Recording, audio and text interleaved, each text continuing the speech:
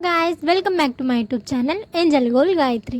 So ఇవాళ vlog ఏంటంటే Dasara last day of vlog అనమాట.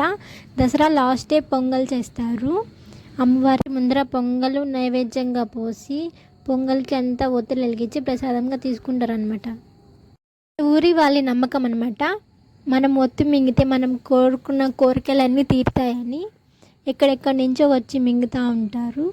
మీరు మిస్ అయింటే ఈసారి తప్పకుండా రండి, చాలా బాగా చేస్తారు. వీడియో కొన్ని అవుతుంది చూసేయండి.